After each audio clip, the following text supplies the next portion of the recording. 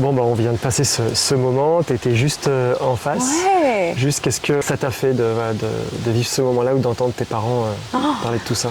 J'ai eu un moment, j'avais les larmes aux yeux. C'était beau de juste les voir ensemble et de réaliser que c'est un moment de partage où est-ce qu'on est tous un peu en dehors de notre zone de confort.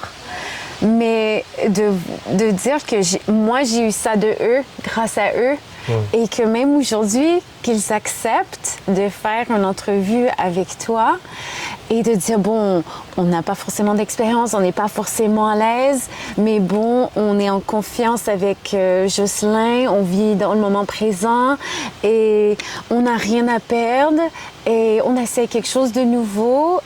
Et voilà, ça peut être hyper simple. Et je pense que c'est précieux de pouvoir entendre tes parents parler de leur jeunesse et de eux-mêmes, de leur parcours, de leur histoire. C'est précieux. Exactement. Et on va parler là, de ton métier. Ouais. Alors, qu'est-ce que tu fais comme métier? Donc moi, je suis infirmière clinicienne. D'accord. Ouais. Où ça? Donc, j'ai travaillé, ça fait 15 ans maintenant que je suis infirmière. Donc, j'ai commencé beaucoup plus sur les étages avec les patients en hépato-biliaire, donc chirurgie, transplantation d'organes. Et j'ai fait ça pour 6 ans. Mon évolution m'a amenée aux soins critiques, donc aux soins intensifs. Et j'ai fait ça pendant 7 ans, notamment durant COVID. Et maintenant, je suis infirmière gestionnaire. Donc maintenant, je fais la gestion opérationnelle, personnelle des cliniques externes pour la chirurgie encore, dans un hôpital, l'hôpital général de Montréal. D'accord. Ouais. Ça te plaît? J'adore. Qu'est-ce qui te plaît là dans ce dernier, on va dire, métier? Il y a de la gestion, d'éducation, d'organisation. Donc moi, en tant que thérapeute, il y a éventuellement une émotion principale, ça serait éventuellement le stress. Ouais. Ou la peur, tu vois. Est-ce que tu cohabites avec? Comment tu arrives à le gérer pour être efficace dans ton métier? C'est un bon mot, je cohabite avec. Vraiment. Je pense qu'en tant qu'infirmière, tu es forcément mis dans des positions de stress au quotidien. En tant qu'infirmière, forcément, tu vas être appelée à être dans des situations de stress. Ça vient avec le métier. Donc, tu dois évoluer dans ton métier en apprenant comment gérer ce stress-là. Et dépendamment dans quel milieu que tu es, le stress va se présenter forcément d'une différente manière. Donc maintenant, en tant qu'infirmière gestionnaire, c'est plus le stress de l'inconnu. De dire, maintenant ça fait 3 ans, mais au début, c'est un nouveau rôle. Je connais pas forcément toutes les spécialités. J'ai une idée de quel type de gestionnaire j'aimerais être, mais je suis pas complètement développée en tant que gestionnaire encore, donc j'apprends, j'évolue et je dois m'adapter. Je sais que je vais faire des erreurs et ça va être à moi d'apprendre de mes erreurs et de trouver des moyens d'évoluer en restant axée sur moi-même, mes valeurs et ce que je crois être la meilleure manière d'être la gestionnaire pour donner aux équipes un sentiment d'appartenance et de pouvoir être la meilleure version de eux-mêmes ensemble en équipe et envers les patients et leurs familles. Et donc, pour moi, maintenant, c'est une nouvelle étape. Et je pense que si je fais un full circle moment, mes parents m'ont donné cette habilité-là de dire, voilà, c'est une nouvelle expérience, ça me fait peur, je sais que je vais faire des erreurs, je sais que je vais me mettre dans une situation incertaine, mais si tu travailles fort et si tu donnes tout ton cœur, it's gonna be okay. Ouais. Que tout va bien aller. Donc, dans cette situation-ci, maintenant, dans mon rôle actuel, je reste infirmière. Je suis infirmière dans mon cœur, Mais mon approche, mon rôle, mes responsabilités sont juste axées d'une différente manière. C'est super passionnant parce que ça peut se répercuter dans différents métiers où là, cette faculté qu'a Aspen, et c'est hallucinant, c'est d'en récupérer les différentes émotions douloureuses des différents patients et là aussi tes collègues, de faire un mix de tout ça, de filtrer et d'en ressortir le calme, le zen pour en tout cas que ça soit le plus facile pour eux. C'est vraiment ça, tu es une sorte de filtre, tu rassembles, tu résumes et tu diffuses quelque chose de plus sain. Ce qui n'est pas toujours facile et des fois je chope, je prends, je mélange et je renvoie tout parce que j'en peux plus, parce que je suis fatigué, parce que pas beaucoup de temps, on n'est pas beaucoup, personnel limité forcément. Enfin, comme en France, j'imagine, au Canada, on fait pas, c'est pas de politique là, c'est juste d'un point de vue concret, réel là, sur le terrain. Ouais. Tu ressens ça Ah mais tous les jours. Ouais. Tous les jours. On reste un système de santé public avec des ressources très limitées et ça peut être très, très dur parce que tu essaies d'ouvrir l'accès à la santé à un maximum de personnes qui en ont réellement besoin. Et en même temps, les ressources peuvent être très limitées. Donc, c'est d'être créatif et d'être trouver des systèmes organisés, coordonner tout ça et de s'assurer que tout le monde est sur la même longueur d'onde, qui n'est pas toujours facile à faire. Et oui, ça peut être très, très dur. Manque de ressources financières, mais vous êtes des ressources personnelles, oui. Des ressources matérielles, des ressources de base.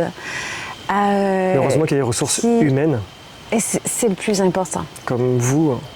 C'est le plus important. Moi, tous les gens qui viennent dans nos équipes, qui font partie de ce métier, de leur métier à l'hôpital, ils sont là parce que, au fond de eux, tu dois croire en ce que tu fais et que c'est une passion et que tu veux aider les gens et que tu amènes l'humanité, la confiance. Si on parlait de l'amour, la confiance et la sécurité, de pouvoir apporter ça aux patients, aux familles, dans un environnement qui n'est pas nécessairement facile, dans un moment dans la vie du patient et de la famille qui est aussi très sensible et très chargé émotionnellement, et de dire c'est pour ça qu'on est ici. Et que oui, ça va être difficile. Et d'autant plus dans ton secteur, enfin là tu parles en chirurgie, c'est ça, où c'est pas forcément des moments faciles, où la vie tient à quelques manipulations, à quelques fractions de secondes.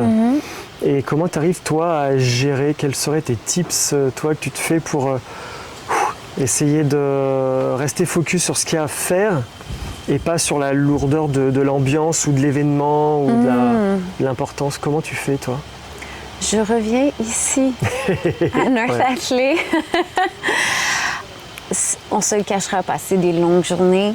Ça peut être très stressant quand tu es dans le moment. Je pense que c'est important de prendre le temps de ne pas être dans le réactif, d'être dans le moment présent pour le patient et la famille. Tout le reste, tu le mets de côté. Et de te ressourcer et de vraiment réfléchir avant de réagir. Donc, je vois. Et ça, je pense que ça s'applique à tout dans la vie. On vit, on est des êtres humains, on a tous des émotions très, très fortes. Mais c'est important. Moi, en tout cas, j'ai trouvé que c'était important et c'est quelque chose que je travaille au quotidien, de dire, bon, voilà ce que je ressens, voilà comment j'ai envie de réagir, voici comment j'ai... Prenons du temps, je vais prendre du recul et je sais que maintenant, avec les années qui passent, avec l'expérience, que je suis beaucoup plus constructive et beaucoup plus, j'ai un impact beaucoup plus fort si je prends le temps. Et c'est ça que j'essaie d'appliquer dans le quotidien de tous les jours. Et c'est pas toujours facile à faire parce que le corps humain veut naturellement juste faire le contraire. On peut que imaginer, sauf les personnes qui sont dans ce métier. D'ailleurs, à savoir que moi, les infirmières sont dans les mêmes top 2, top 3 des métiers que j'ai, enfin en tout cas des personnes que j'ai le plus à mon cabinet, dans la gestion des émotions, etc., où ils sont en difficulté physique et émotionnelle. Et c'est, le monde infirmière, même les étudiantes en infirmière déjà dès le début, c'est vraiment quelque chose d'intense. Et justement, quand une journée, presque toutes les journées, mais chargée émotionnellement, comment tu fais quand tu rentres à la maison, quand tu retires ta blouse là-bas? Comment tu fais? Qu'est-ce qui se passe? Est-ce que tu as des temps? Est-ce que tu échanges avec peut-être Ludo? Est-ce qu'il y a des moments où tu arrives à... Qu'est-ce que tu fais pour libérer, pour revenir sur ta vie personnelle, ou des fois c'est même impossible, c'est quand même toujours en toi quand tu es dans ta vie perso? Comment ça se passe? Je pense que la famille et les amis font toute la différence. Je pense que t'as deux choses. Moi, quand je termine le travail, je remercie ma famille et sa présence parce que c'est le moyen le plus naturel de pouvoir juste se déconnecter et de se permettre ce moment et de dire j'ai mon travail, je me donne à 100% à mon travail, je quitte le travail, maintenant j'ai ma famille. Et au quotidien, c'est ça qui est le plus important. Ta famille sera toujours là pour toi et vice-versa. Et c'est avec eux que tu vis les moments les plus forts. Et pour moi, si je n'avais pas ma famille, je ne pourrais pas me permettre d'avoir l'énergie pour retourner au travail. Je vois. Et de pouvoir aider les patients et leurs familles. Ouais, je vois. Donc, d'avoir mes enfants, d'avoir un mari, ça reste un travail personnel aussi, de faire le choix de dire, de canaliser les deux. Et forcément, des fois, il faut que je ramène mes émotions à la maison. Oui. J'ai un mari, j'ai mes parents, j'ai ma sœur, j'ai des gens qui sont prêts à m'écouter. Mais il faut savoir être capable de dissocier et les pas deux. Et pas leur donner ton stress, tes émotions. Exact. Je pense que tu peux être à 100% dans ta passion et dire OK, là, je mets de côté, je rentre à la maison et là, je dissocie et là, je suis pleinement dans mon monde réel de tous les jours.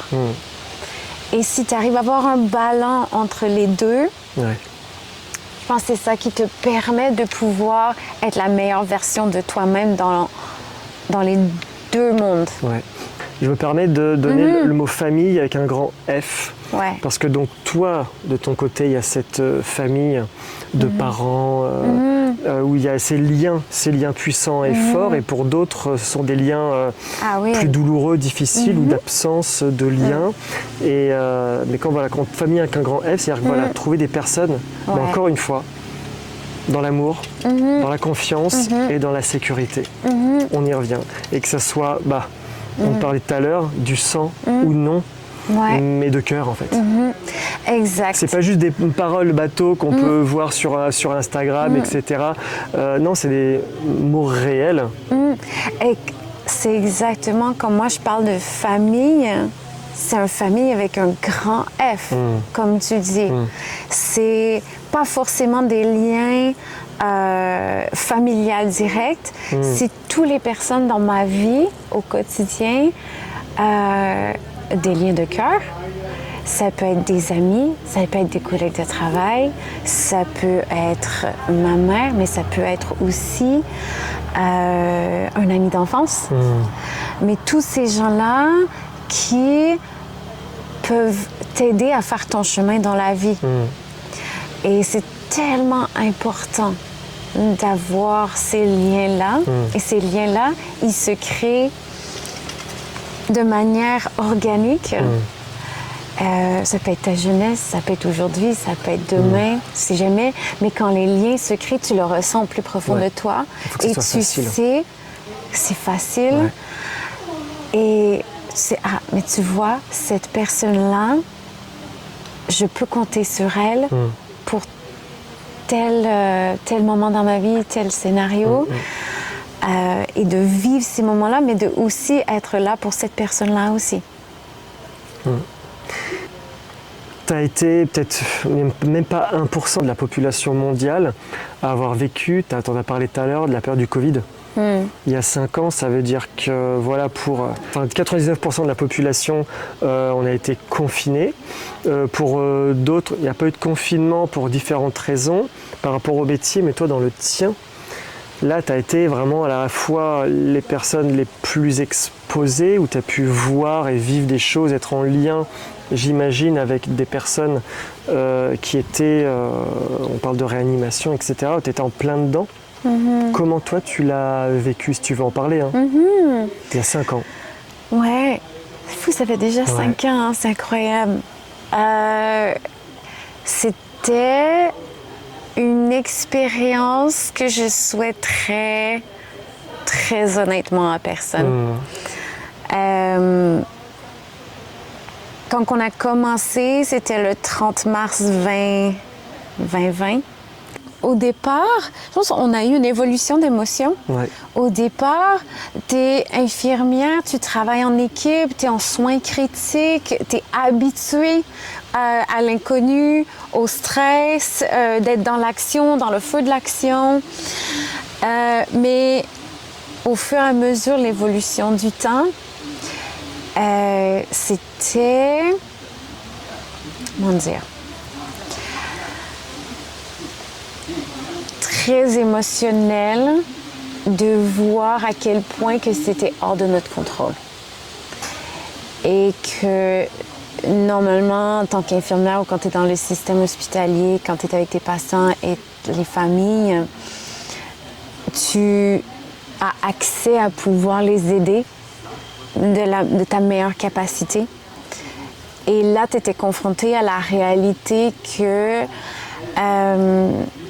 il y avait beaucoup de limitations qui étaient hors de notre contrôle et de voir qu'il y avait une perte de dignité humaine et d'amour et de connexion et que l'isolement à l'hôpital était vraiment réel. Et c'était de voir comment, en tant qu'infirmière, tu pouvais pallier à cela malgré tout quand les familles ne pouvaient pas visiter leurs proches et de ne pas pouvoir réagir ou de faire ce que tu aurais pu faire sans le contexte de COVID. Et ça, d'être le lien entre le patient et la famille dans ce contexte-là était très difficile. Très, très, très difficile. C'était un moment très particulier dans la vie. Je pense qu'on a beaucoup, beaucoup appris. Mais la charge mentale, elle était très importante. Et je pense que l'accompagnement à travers tout ça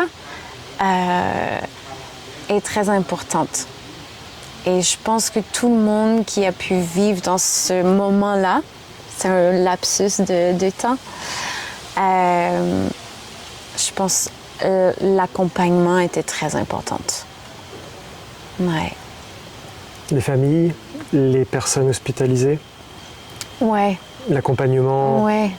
La fin de vie. Ouais, parce que tu dis, tu rentrais dans les chambres, déjà tu étais habillée, tu es de la tête aux pieds, tu portais le masque, tu portais, donc même pour le patient ne te voyait pas, il n'y a pas de contact humain.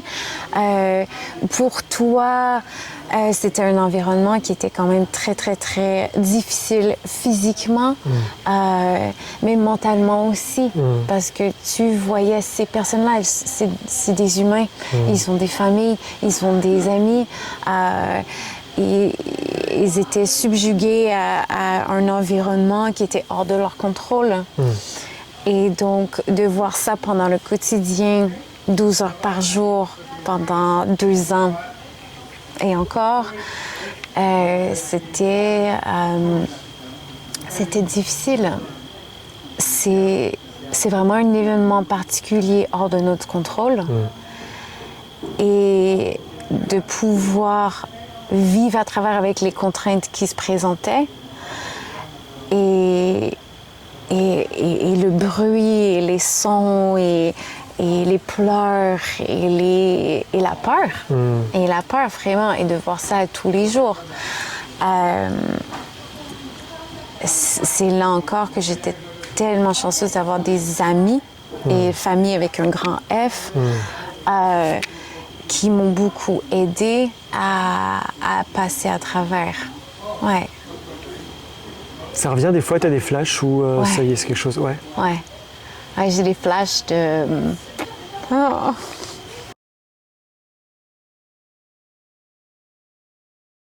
Pas besoin de l'exprimer. Merci déjà pour ta pudeur quand tu dis que c'était compliqué des mots. Bah, tu refais ressortir des mots, on va dire simples, mais en fait qui doivent avoir lourd de sens de ce que tu as vécu. C'est inimaginable, c'est sûr, par rapport à nous autres. Ouais. Tu l'as vécu de plein fouet, quoi. Oh, ouais. Très. Ouais. Et puis peu préparé, enfin, on n'a jamais, même en école d'infirmière, on n'apprend pas, en tout cas, les différents protocoles qui étaient créés presque heure par heure par rapport à ce qui se passait, quoi. Ouais, et tu veux pas lâcher prise. Parce que tu te dis, mais si nous, on n'est pas là, ils n'auront personne. Donc, tu relativises en disant, mais en fait, il faut que je sois là. Ouais. Il faut aider. Il faut faire quelque chose. C'est le dernier maillon de ces personnes qui n'ont pas demandé à être là en plus. Exact. Et on ne peut pas les laisser seuls.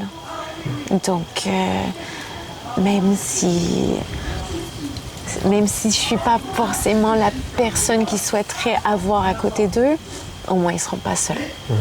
Ouais. C'est fort. Dernière question.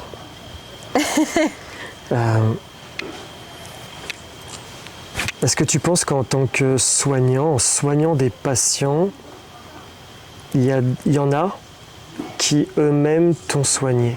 Ah ouais. Est-ce que tu as des souvenirs comme ça où tu as appris de certains patients mais tous les jours. Ouais. Tous les jours.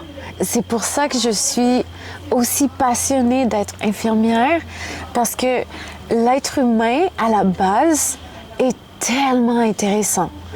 Tout le monde a une histoire, tout le monde a ses croyances, sa culture, les histoires, un parcours de vie que je trouve tellement intéressant et tellement enrichissant. Et c'est là que tu vois qu'il faut la diversité pour faire un monde. Et tous les jours, je faisais mes soins, le plan thérapeutique, mais en fonction de la personne. Mais pour pouvoir faire ça, il faut que tu la connaisses. Donc, du mieux que possible, c'est le contact humain que tu peux avoir avec quelqu'un dans le moment présent, que ce soit avec leur famille, leurs amis, leur famille, et d'apprendre. Et comment d'apprendre de eux, que ce soit relié au moment présent envers leur santé ou du passé ou les projets futurs, ça t'enrichit en tant qu'humain. Et donc, tous les jours, je dis non mais merci, parce que ce que vous me donnez, moi, c'est de la perspective, ou c'est une opportunité d'apprendre. Et c'est une opportunité pour m'enrichir en tant qu'humain, en tant que femme, en tant que mère, en tant qu'amie, en tant que petite fille. Et c'est grâce à cet échange-là que tu peux être la meilleure version de toi-même. Donc, oui, tous les jours. Ouais. Bah, merci aussi à toi Merci. pour ce joli moment Merci. de partage et de ta sincérité, ta générosité, d'accepter de le partager. Ça fait vraiment plaisir. Merci. Avec un grand plaisir. Allez, on va au lac. Je sais pas si on a le temps. Mais Allez, on y va.